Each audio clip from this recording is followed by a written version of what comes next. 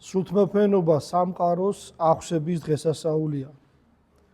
განა ისედაც სავსე არ არის სამყარო. სავსე არიან ცანი და ქვეყანა, დიდები და შენითა. უგალობს დავით მეფსალმუნე უფალს.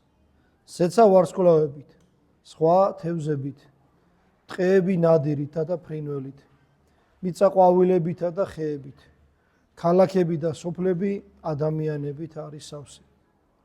სულთმოფენობა სამყაროს სულით აღსების დღესასწაულია. ეს ღვთის სულია, სული წმინდა, რომელმაც არსებობა, სიცოცხლე და სუნთქვა მიანიჭა ყოველივეს. სული წმინდა იქცეოდა წყალთა ზედა, შესაქმის დროს ასე დაიბადა ყოველი.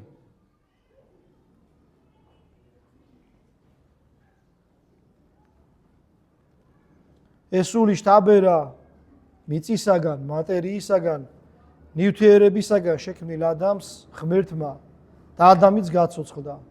მიწა იყო და იქცა ადამიანად. ამ სულმა უწიგნური მეთევზეები ღვთის მოციქულება და კაცობრიობის მასწავლებლებად აქცია. ცოდვების მიტევების ძალა მიანიჭა და მდელთავრები გახადა. ეს სული გარდამოულინა, გამოუგზავნა ზეცაში ამაღლებულმა მაცხოვარმა თავის მოწაფეებს და ეკლესიად აქცია. სულიწმინდა ეკლესიის დაბადების დღეა.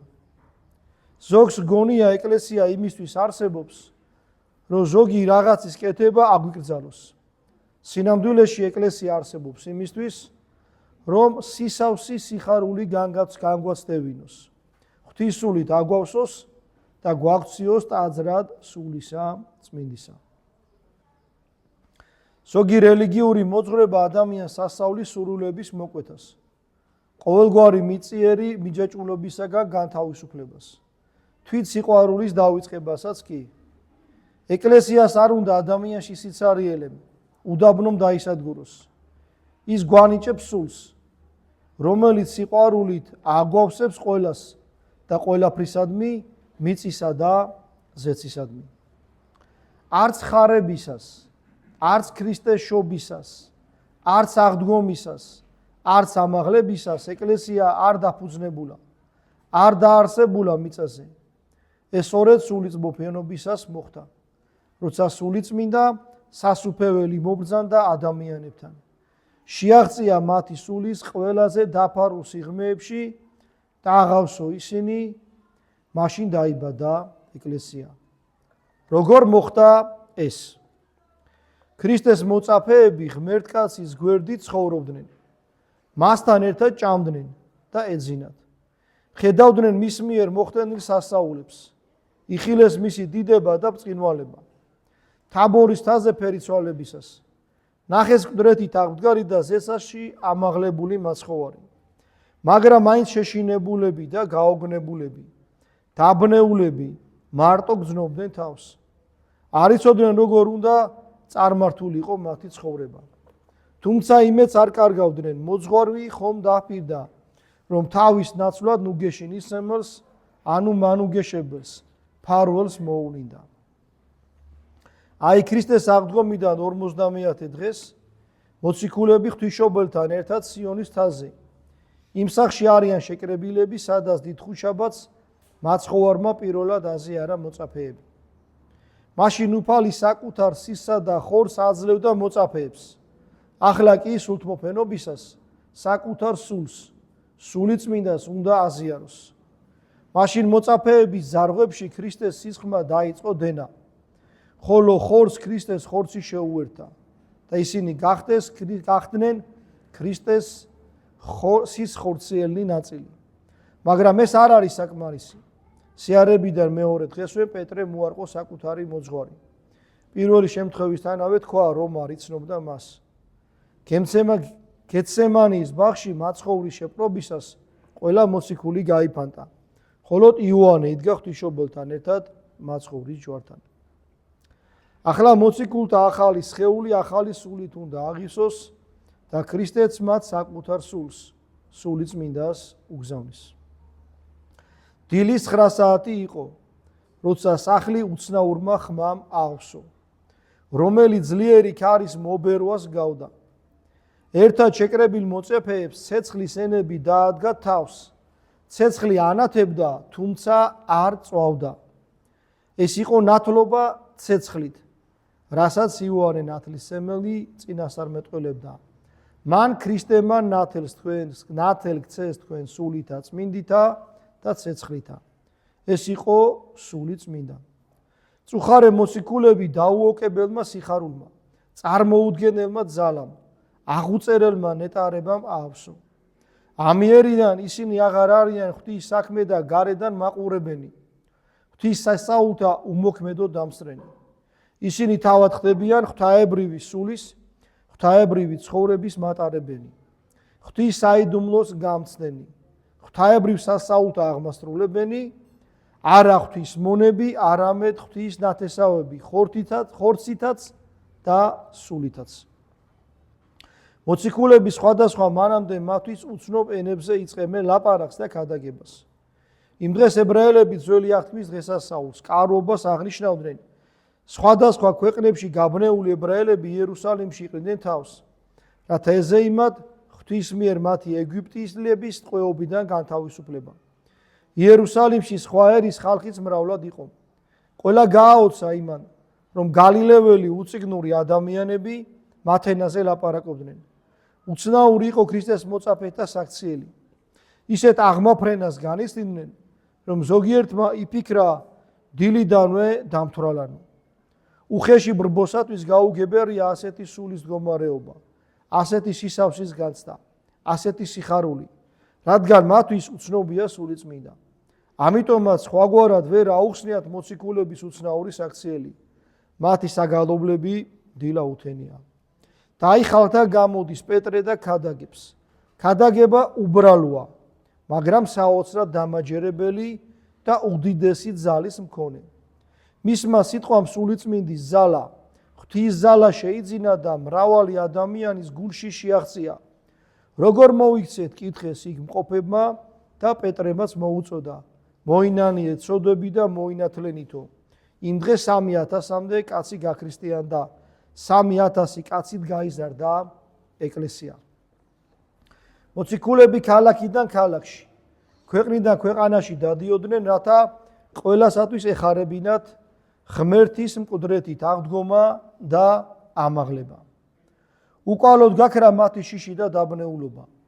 ისინი იქცნენ სრულიად უშიშარ, ვაშკაც ადამიანებად. თითქმის ყველამ გარდა იოანე ღვთისმეტყველისა მოწამეობრივად გარდაიცვალა. მაგრამ არც ერთი წამითაც არ შემრკალა სიკვდილისას. მოციქულები იყვნენ პირველი მღვდელმთავრები, ეპისკოპოსები. ისინი აფუძნებდნენ ეკლესიებს.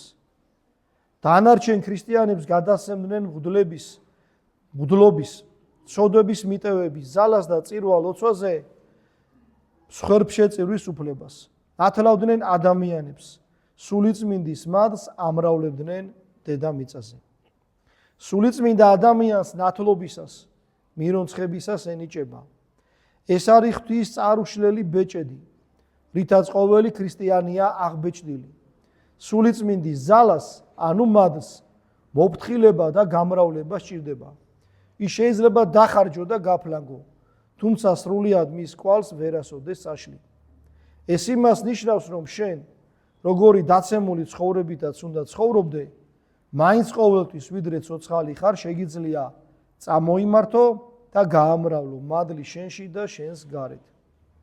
ის, ვინც სულიწმინდის გამრავლებას ცდილობს, თავის თავში სრულიად გამორჩეული ადამიანი ხდება.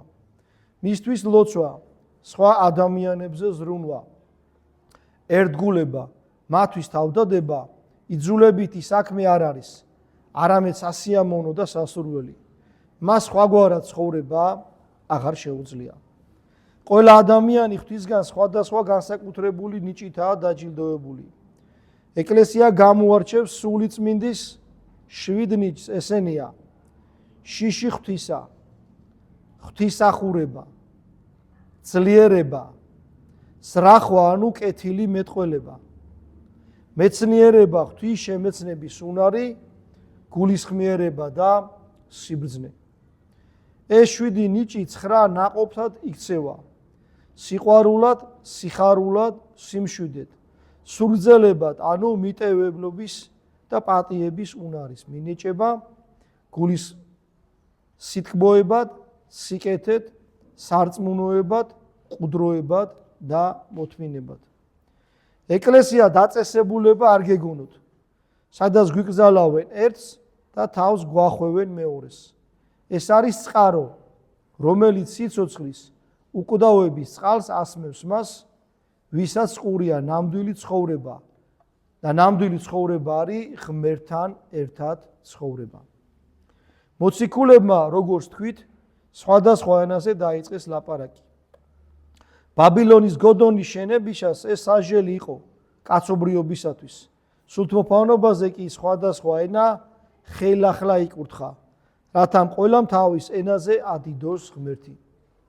სამოთხეში ჩადენილი პირველი ცოდვა ბაბილონშიც მეორდება. ოღონდ იქ ერთ ადამიანს კი არა, მთელ კაცობრიობას სურს ღმერთად ქცევა, ზეცას მიწვდომა ღმერთის გარეშე. მთელი კაცობრიობა ერთიანდება, ოღონდ ერთიანდება უღმერთოდ. ამიტომაც მათი განზრახვა მარცხისათვის არის განწირული. ეკლესიაშიც ერთიანდებიან ადამიანები, მაგრამ ეს ღვთის სისხლსა და ხორცში ერთიანობა, ღვთის სულით ერთიანობა.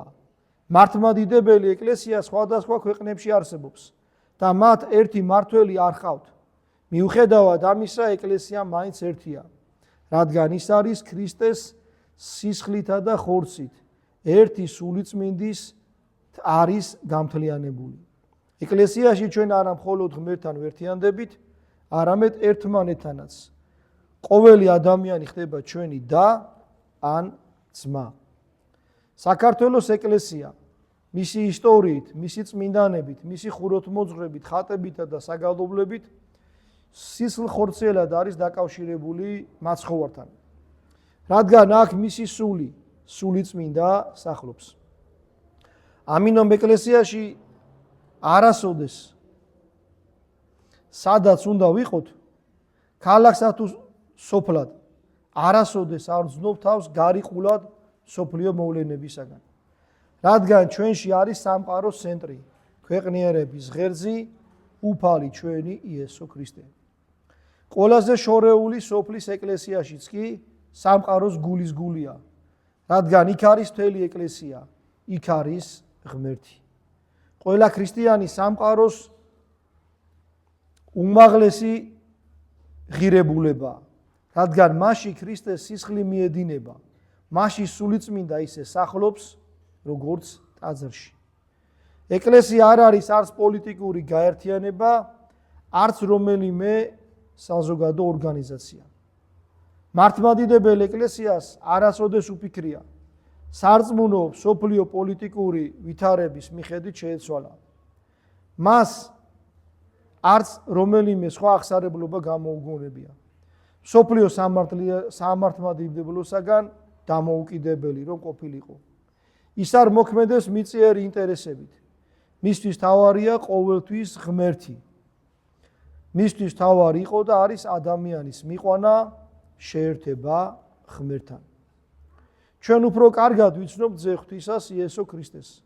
სულიწმინდა ღმერთის შესაკებ კი ნაკლები ვიცით. ლოცვა სულიწმინდისადმი თავად იესო ქრისტეს ეკუთვნის, ის ბევრ რამეს გვეუბნება მასე. მეუფეო ზეცათაო, სულო ჭეშმარიტებისაო, რომელი ყოველგან ხარ და ყოვლსავე აღავსე მადლითა შენითა, საუნჯეო კეთილთაო, მომნიჭებელო ცხოვრებისაო, მოვე დაემკვიდრე ჩვენ შორის და წმინდა ყვენ ჩვენ ყოვლისაგან ბიცისა და აცხოვნეს ახიერო სული ჩვენი. ამინ.